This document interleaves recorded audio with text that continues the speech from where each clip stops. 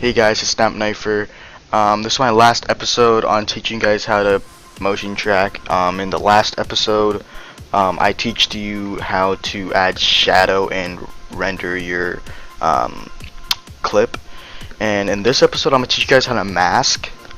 For instance, like if there's like an object inside the game that's supposed to be in front of your text or object. In my last few episodes, the clip that I used didn't have any objects, trying to block it. So I'm just gonna take the one from Come Back Home. As you can see, there is a pole that's supposed to be blocking my text. So what we're gonna do is mask it. If I just pre-render this right now, if I can zoom out a little bit. If I just pre-render this right now, I did mask all of this, so that's probably why you're seeing all that.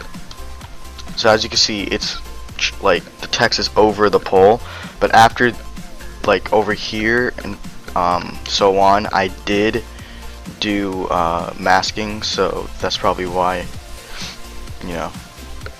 that is that. So after this is done loading. Alright, so as you can see right here, the pole is supposed to be covering the text, but it is not. So this is an example of masking. I just masked it out so it looks like it's behind it, but in like without like masking, it looks like this when it's over. So the way you want to start off with masking, you want to create a new project. I'm just going to no with this. 1920. Alright, that's good. So now you want to go to your raw file of your cinematic. I think mine was not in here. Clips, and then it was in here. And this is my raw clip of my cinematic. Keep in mind, I don't have my PS3 at the moment, so I can't record my own cinematic. So I just took them from YouTube or something. And so, as you can see, this is my raw clip with like right before I did my the tracking when I did the PNG sequence thing. So this is right before I did that. So now you want to import the clip with it motion tracked and all that. So I'm just gonna go there right now, which is here, and then you want to click the folder that you motion tracked with the raw file. Keep in mind that the last one didn't have a object blocking it, so I'm gonna use this as an example. So you just want to take the finished product, put it on top of the raw file. So now it should look something like this. Now, as you can see, that my finished product is longer than my raw file. So you just want to extend it out by holding Control and dragging it out. So now if we go through, like let's just say right here, and if we turn down the what's it called, the opacity on the thing, it should look like it's just disappearing, but in reality it's just going to the raw clip. So as you can see right here, you could see the frames going back and forward. You just want to mess around with this and find the right length that you that your thing is. So I'm gonna go make sure that's like the same. So now let's try that. I don't think anyone would notice that's like it's like one frame behind. I think this is why. Or it won't do it. Alright, let's just see what this looks like. So now it just looks like the same, except it goes up a bit, but I don't think there's a way to fix that. So as you can see, just looks like the text is going away. So what you want to do now is you want to find the object that's blocking it. In my case, it's the pole on standoff. So what you want to do is you want to click pan crop right here, or right click and video event pan crop. So you just want to click it, go to the very first frame, and click this. Make sure this is checked, because sync cursor means that if you go next frame over here, it goes to the next frame over here. That's pretty helpful. And you want to make sure these two are checked. Size about center and lock aspect ratio. Now you want to click mask at the bottom left. You just want to check the box. And so now you this might take some time because masking is a pain. That's why I try to avoid it. I don't like masking. So you just want to click the anchor creation tool, and you want to find the object that's blocking it, and you want to just draw like an outline of the object, like I'm doing right now. You don't have to go all the way unless your text goes like that low. So you just want to draw a smooth outline around it. This is the same for Adobe After Effects. I can't see past that. Oh crap. Control Z. Just want to click right there. There you go. And you just want to create an outline. You don't have to do like the full outline, as I said before, because my text isn't going that far. So now you just want to connect it to the starting point, and now you want to click mode, make this negative. So now as you see over here, it's blocking it, but the S, I guess that's right. Wait, I want to try this.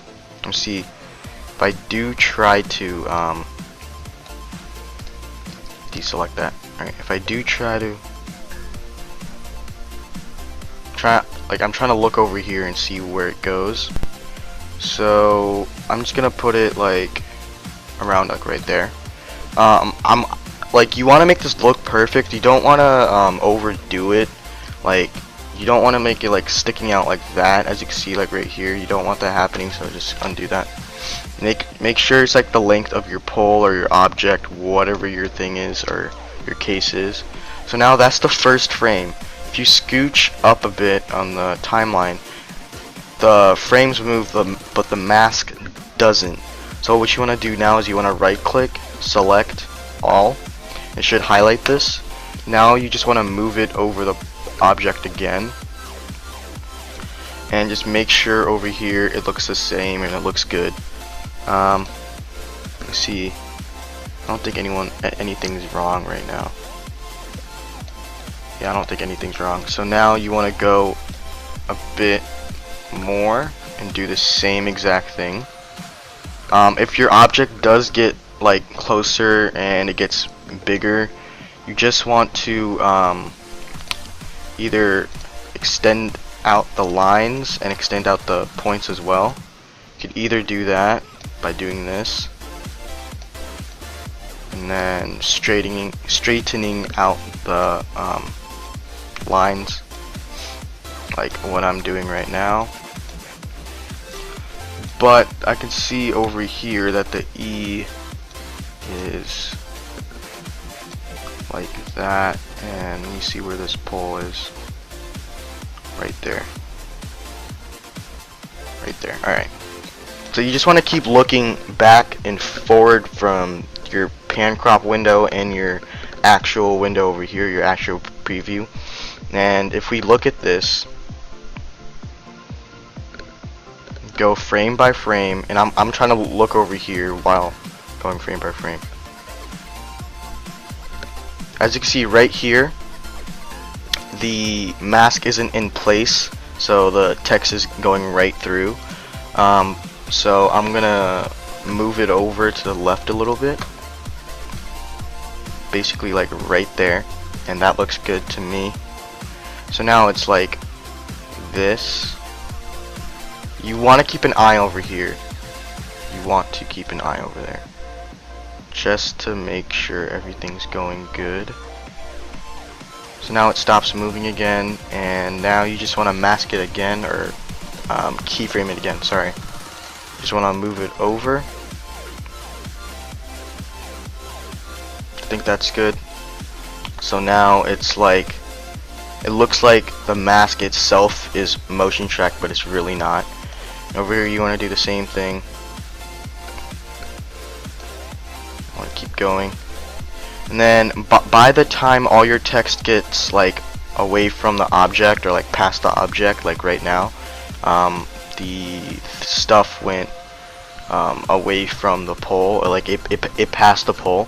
So now you just want to go like drag this like completely out of your frame range.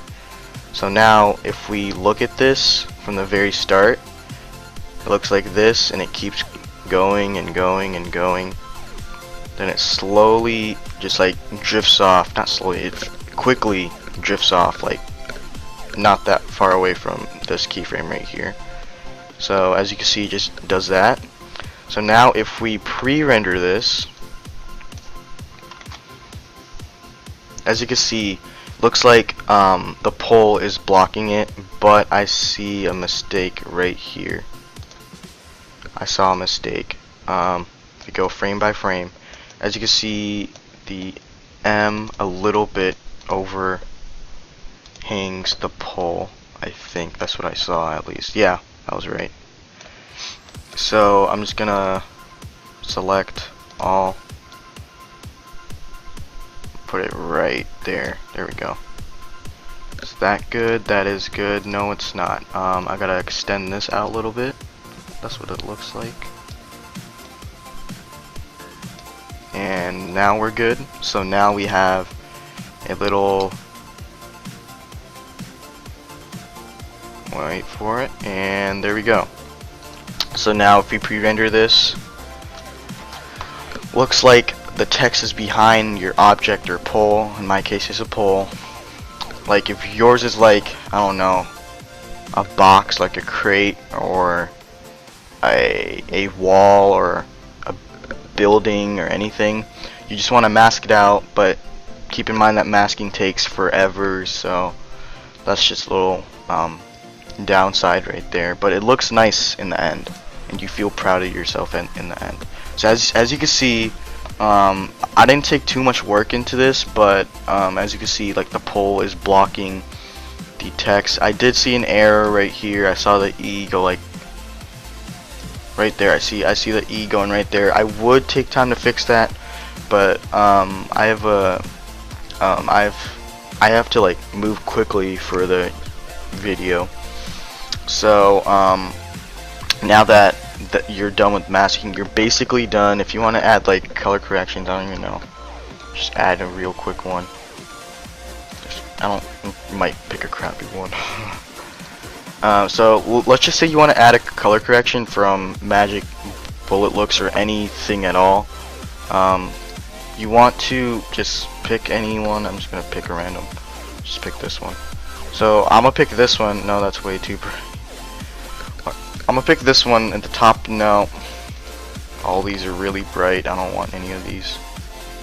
Alright, I'm just gonna take all these out if I can.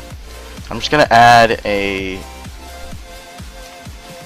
that, this, and that. Yeah, sure. So now, as you can see, it's like this.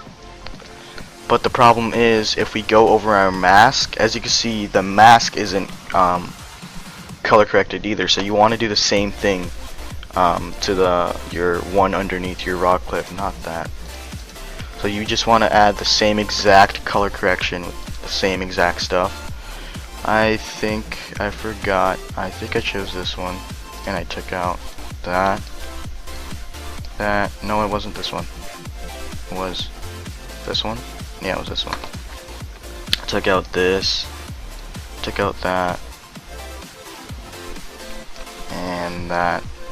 And that. And that. I think maybe.